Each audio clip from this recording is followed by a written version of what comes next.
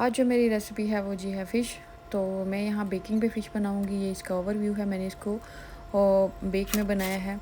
तो let's get start कि हम इसमें कौन सी इंग्रेडिएंट्स इस्तेमाल करते हैं, साथ में मैंने इसके मुताबिक भी बनाया है। सबसे पहले इंग्रेडिएंट्स की बात कर लेते हैं, जिसमें फ्लेक्स चिल्ली है, सूखा धनिया है, सूखा ज़ीरा है और नमक है। और इसको मैं अच्छे तरीके से ग्राइंड कर लूँगी। ये मैंने फ़िश को अच्छे तरीके से धो के हैंग कर दिया है टैप के ऊपर, ताकि इसका वाटर है और वो अच्छे तरीके से स्क्यूज़ हो जाए, वो ड्राई हो जाए। और यहाँ मैंने लिया है एक पैन और इसके अंदर मैं मसाले डाल लूँगी। जो मैंने उस मसाले को पीस लिया था, साथ में हल्दी है, साथ में नमक है और चाट मसाला मैंने इसके अंदर भी ऐड किया है, चाट मसाला, ठीक है। और नंबर 4, यहाँ ये मसाला रेडी हो चुका है और इसके अंदर मैं थोड़ी सी अजवाइन भी इस्तेमाल करूँगी। ये देखें, ये मैंने अजवाइन इस्तेमाल किया अभी, और इसको अच्छे तरीके से हिला लेंगे। और ये फ़िश जो है वो मैंने पहले आपको बताया था, मैंने इसको अच्छे तरीके से आटे से वॉश करके हैंग कर दिया था, या फिर किसी भी बास्केट में रखते हैं ताकि इसका वाटर जो है वो अच्छे तरीके से ड्रॉप हो जाए, ठीक है। गीला गीला नहीं लगाया, मसाला सारा उतर जाएगा। अभी मैंने एक फ़िश को मसाला लगा लिया है और स्टेप नंबर 6 पे मैं दूसरी फ़िश को भी मसाला लगा लूँगी और इसको भी ट्रे में रख दूँगी, बेकिंग ट्रे में रख दूँगी।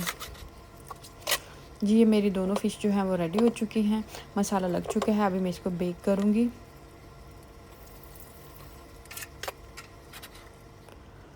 ये 10 से 15 या 12 मिनट में रेडी हो जाती है। सैल्मन फ़िश है, सैल्मन जल्दी रेडी हो जाती है। स्टेप नंबर 8 में मैं तबल बनाऊँगी। यहाँ मैंने चूल्हा ऑन कर लिया है और ये लिया है मैंने बैंगन एक अदद, और इसको मैंने फोक की मदद से उसके होल कर लिए हैं ताकि अच्छे तरीके से अंदर से भी पक जाए। और स्टेप नंबर 9 पर ये पक कर रेडी हो चुका है। और बस एक बात का ध्यान रखिए यहाँ कि जब ये गरम आए तो इसको कभी भी इसको रिमूव ना करें, वरना अंदर से भी सारा रिमूव होना शुरू हो जाएगा साथ छिलकों के, ठीक है।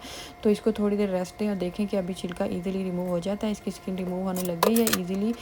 तो फिर हम इसे रिमूव करेंगे, ठीक है। यहाँ मैंने लिया है फोक और उसको मैंने इसको अच्छे तरीके से मैश कर लिया। अगर ये इसके अंदर छोटा छोटा दाना भी होता है, बड़ा जो बैंगन हम लेते हैं उसमें ना दाना होता है, तो इसको चाहें तो आप थोड़ा ग्राइंड भी कर लें, वो ज़्यादा अच्छा। लेकिन एक ही दफ़ा बहुत ज़्यादा बारीक ग्राइंड नहीं करना चाहिए। मैंने इसको मैश कर लिया। इसके अंदर मैंने दूसरी जो चीज़ इसके अंदर जाएगी वो है दही, और दही मैंने इसके अंदर ऐड कर दिया और साथ में इसके अंदर लेमन जाएगा।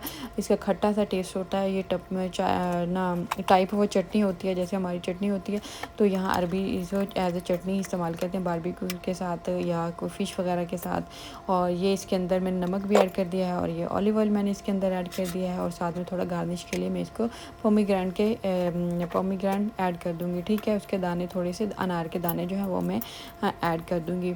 ये मेरी रेसिपी रेडी हो चुकी है। आई होप कि आपको पसंद आएगी। पसंद है तो शेयर कीजिए, लाइक कीजिए, दुआओं की दरख्वास्त है। अस्सलाम।